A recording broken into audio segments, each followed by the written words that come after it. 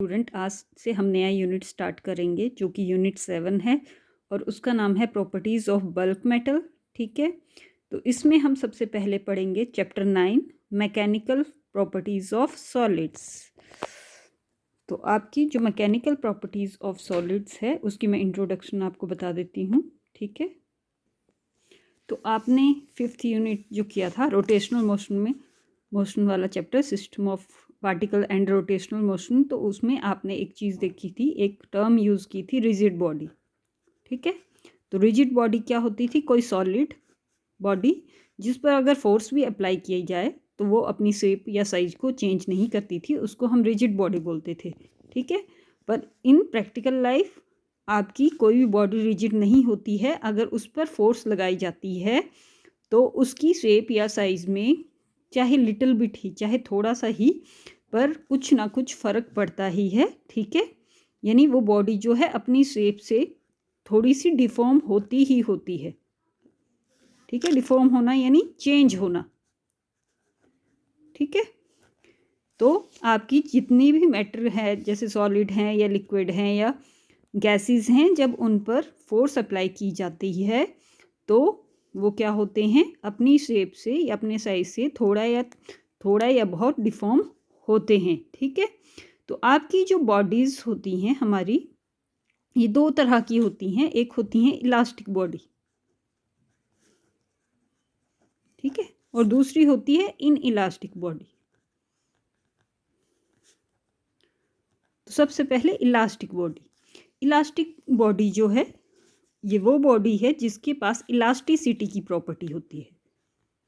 Elasticity क्या होती है कि जैसे मान लो एक स्प्रिंग है। ठीक है, मैंने एक स्प्रिंग ले लिया, उसको मैंने यहाँ पे मान लो उसको मैंने किसी चीज़ से बांधा हुआ है, यानी वो यहाँ पे ये वाला फ्री एंड नहीं है, उसका फिक्स है इधर।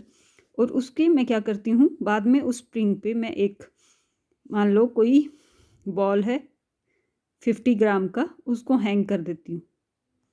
तो अब आपको पता है जो बॉल मैंने हैंग किया है उसका वेट कहाँ को लगेगा? नीचे की तरफ को। तो वेट के कारण जो आपका स्प्रिंग है वो क्या हो जाएगा? स्ट्रेच हो जाएगा। और जब वो स्ट्रेच होगा तो उसकी शेप चेंज हो जाएगी, उसकी लेंथ इंक्रीज हो जाएगी। ठीक है, पर जैसे ही आप उस बॉल को वहाँ से हटा देंगे, स्प्रिंग क्या कर लेगा? वापिस अपनी ओरिजिनल पोजीशन पे आ जाता है ना, उसकी ओरिजिनल लेंथ पे आ जाता है।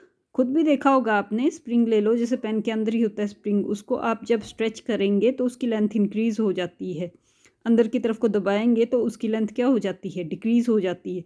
पर जिस वक्त आप उस पर कोई फोर्स नहीं लगा रहे होंगे वो वापिस अपनी ओरिजिनल पोजीशन पे आ जाता है। ठीक है, तो ये जो प्रॉपर्टी होती है किसी बॉडी की, कि by virtue of which it tends to regain its original position, कि वो अपनी ओरिजिनल पोजीशन को रीगेन कर लेती है। पर कब रीगेन करती है? जब आपने when the applied force is removed, जो अप्लाइड फोर्स, हम उस पर जो फोर्स लगा रहे हैं उसको हम हटा दें और वो वापस अपनी ओरिजिनल शेप या साइज में आ जाए, तो उस बॉडी को बोलते हैं इलास्टिक बॉडी। और उस प्रॉपर्टी को जिसके कारण वो वापस अपनी ओरिजिनल पोजीशन को रीगेन कर ले रही है, ओरिजिनल शेप को रीगेन कर ले रही है, उसको बोलते हैं इलास्टिसिटी। ठीक है, और इसके कारण जब हमने फोर्स अप्लाई की है, ठीक है, फोर्स अप्लाई की, जैसे मैंने स्प्रिंग में ही बताया, तो उसकी अगर हम फोर्स उसको पुल करेंगे बाहर को तो वो उसकी लेंथ इंक्रीज हो जाएगी। ठीक है, तो ये जो आपकी चेंज आ रहा है किसके कारण? फोर्स अप्लाई करने के कारण, उस चेंज को बोलते हैं डिफॉर्मेशन। उसको क्या बोलते हैं? डिफॉर्मेशन। ठीक है, तो ये इलास्टिक डिफॉर्मेशन है। इलास्टिक डिफॉर्मेशन यानी इलास्टिक चेंज, मतलब कि आपकी जो बॉडी में चेंज आया है फोर्स अप्लाई करने के कारण, आप जैसे ही फोर्स हटाएंगे वो चेंज ख़त्म हो जाएगा, बॉडी अपनी ओरिजिनल साइज या शेप में आ जाएगा। ठीक है, तो यहाँ से आपने सिर्फ ये डेफिनेशंस लर्न करनी है कि इलास्टिसिटी क्या होती है। The property of body by virtue of which it tends to regain its original size and shape when applied force is removed is called elasticity। ठीक है, अब ये तो हो गई इसकी इंट्रोडक्शन। तो हम इलास्टिक बिहेवियर जो है सॉलिड्स का उसको इस तरह से भी समझ सकते हैं, जैसे मान लो आपका जो सॉलिड्स हैं आपको पता है every solid is made up of atoms और मॉलिक्यूल्स, और वो जो एटम्स और मॉलिक्यूल्स जिनसे जुड़ के वो बना है, ठीक है, उनके बीच में क्या होती है, बॉन्डिंग। आपने केमिस्ट्री में पढ़ी हुई है, उसके बीच में क्या होती है, बॉन्डिंग्स, बॉन्ड्स होते हैं, चाहे कोवेलेंट है, आयनिक है, जो भी बॉन्ड है, ठीक है। तो वो बॉन्ड्स जो होते हैं, अगर मैं उसको विजुअलाइज कर लूँ, इमेजिन कर लूँ कि ये जो एटम्स हैं, मान लो ये एटम्स हैं आपके, ठीक है, इसको विजुअलाइज कर लिया मैंने बॉल्स कि ये बॉल है, कोई स्फेरिकल बॉल, ठीक है, और ये जो उसके बीच में क्या है, बॉन्डिंग, उसको मैंने मान लिया वो कैसी है, स्प्रिंग की तरह, ठीक है।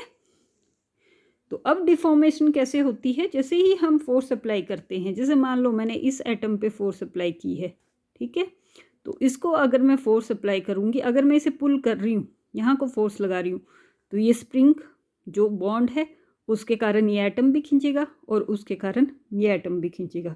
तो इस तरह से, और इस एटम के खींचने से ये एटम की पोजीशन चेंज होगी, इसकी चेंज होने से इसकी भी चेंज होगी, और इसकी पोजीशन भी चेंज होगी, और इसकी चेंज होने से इसकी भी चेंज होगी, इसके चेंज होने से इसकी भी। तो एक तरह से आपने सिर्फ एक स्प्रिंग पे ही, एक बॉल पे ही या एक एटम पे ही फोर्स लगाई, पर उस फोर्स के कारण क्या हुआ, सभी एटम्स की जो शेप या साइज है, यानी जो पोजीशंस हैं, उनमें क्या आ गया, डिफरेंस आ गया, वो चेंज हो गई, ठीक है।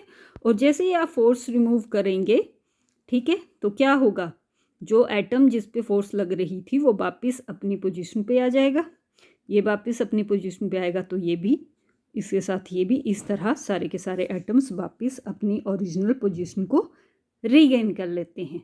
तो इस तरह से आपकी जो डिफॉर्मेशन होती है किसी बॉडी पे फोर्स लगाने से, वो इस तरह से होती है। अब हम करेंगे some terms related to elasticity. Elasticity से जो कुछ टर्म्स रिलेटेड हैं उनके बारे में मैं आपको बताऊंगी, और वो जो टर्म्स हैं इनकी आपको डेफिनेशंस पता होनी चाहिए कि क्या होती हैं। सबसे पहली है आपकी डिफॉर्मिंग फोर्स, ठीक है। तो डिफॉर्म वर्ड मैंने आपको बताया क्या होता है, चेंज, ठीक है। तो डिफॉर्मिंग फोर्स कौन सी फोर्स हुई, जो किसी बॉडी की पोजीशन या साइज या शेप पर क्या ले आए, चेंज, ठीक है, उसको change, produce a change in the normal position of the molecules of the body, कि आपकी जो बॉडी है उसके एटम्स या मॉलिक्यूल्स की जो ओरिजिनल पोजीशन है उसको वो चेंज कर दे, ठीक है। तो उस फोर्स को हम क्या बोलते हैं, डिफॉर्मिंग फोर्स, ठीक है। तो ये जो एटम्स या मॉलिक्यूल्स का अरेंजमेंट होता है किसी बॉडी में, उसके लिए एक वर्ड यूज होता है कॉन्फिगरेशन। कॉन्फिगरेशन मतलब अरेंजमेंट ऑफ एटम्स और मॉलिक्यूल्स इन ए बॉडी, ठीक है, उसको क्या बोलते हैं, कॉन्फिगरेशन। तो अगर हम कोई फोर्स अप्लाई कर रहे हैं और बॉडी की कॉन्फिगरेशन में चेंज आ रहा है, तो उस फोर्स को बोलते हैं डिफॉर्मिंग फोर्स, ठीक है। तो deforming force is one which when applied changes the configuration of the body. ये आपकी डेफिनेशन फर्स्ट होगी डिफॉर्मिंग। सेकंड इलास्टिसिटी, वो मैंने आपको पहले भी बता दी। इलास्टिसिटी क्या होती है, the property of a body to regain its original length, original configuration, की आपकी जैसे ही आप फोर्स हटा रहे हैं, जो आपने डिफॉर्मिंग फोर्स लगाई है बॉडी पर, आप उसे जैसे ही हटाते हैं और बॉडी क्या करती है, रिगेन कर लेती है अपनी ओरिजिनल शेप या साइज को, ठीक है। तो उसको हम बोलते हैं कि उसकी प्रॉपर्टी क्या है, वो उस प्रॉपर्टी को क्या बोल देते हैं हम, इलास्टिसिटी, ठीक है। The property of the body to regain its original configuration when the deforming force is removed is called elasticity. Third है आपकी परफेक्टली इलास्टिक बॉडी। तो परफेक्टली इलास्टिक बॉडी वो बॉडी होती है कि उस पर जो डिफॉर्मिंग फोर्स लग रही है उसको हम जैसे ही रिमूव करें, वो इमीडिएटली एंड कंप्लीटली, वो बॉडी जो है वो इमीडिएटली मतलब एकदम से, ठीक है, एंड कंप्लीटली मतलब पूरी तरह से, रिगेन इट्स ओरिजिनल कॉन्फिगरेशन। तो वो बॉडी जो क्या करे, अपनी जो उसकी ओरिजिनल कॉन्फ़िगरेशन है, ओरिजिनल अरेंजमेंट है मॉलिक्यूल्स का, उसको रिगेन कर ले। पर कैसे रिगेन करे? Immediately and completely after removing the deforming force. कि आप जैसे ही फोर्स हटा रहे हैं एकदम से वो वापस अपने ओरिजिनल पे आ जा रहा है। जैसे आपने रबर बैंड ही देखा होगा, ठीक है, रबर बैंड या स्प्रिंग आपने देखा है, एकदम से जैसे ही आप फोर्स लगाना बंद करते हैं वो वापस क्या कर देती है, वापस आ जाती है ना अपने ओरिजिनल पर, ठीक है, ओरिजिनल शेप पे। तो उस बॉडी को बोलते हैं परफेक्टली इलास्टिक, जो इमीडिएटली यानी एकदम से एंड कम्प्लीटली पूरी तरह से अपनी शेप पे आ जाए, यानी उसके जितने भी मॉलिक्यूल्स हैं सब अपनी ओरिजिनल पोजीशंस में आ जाएं, उस बॉडी की शेप या साइज में कोई चेंज ना हो और एकदम से आ जाए विद इन नो टाइम, ठीक है। तो उसको बोलेंगे परफेक्टली इलास्टिक बॉडी। उसके बाद है परफेक्टली प्लास्टिक बॉडी। तो परफेक्टली प्लास्टिक बॉडी जो होती है वो, प्लास्टिक वर्ड जो है यानी यहाँ पे आपने वो वाला प्लास्टिक वर्ड नहीं सोच लेना है जो प्लास्टिक हम यूज़ करते हैं, ठीक है, ये अलग चीज़ है प्लास्टिक, ठीक है। तो प्लास्टिक बॉडी जो होती है, जैसे आपकी मैं इलास्टिक बॉडी के एग्जांपल्स जो हैं बता देती हूँ। जो परफेक्टली इलास्टिक होती हैं उसके एक क्वार्ट्ज होता है मटेरियल, वो है, और फॉस्फोर ब्रॉन्ज, ये एक मेटल है। ये दोनों क्या हैं, परफेक्टली इलास्टिक है, ठीक है। ये एक एलॉय है ना।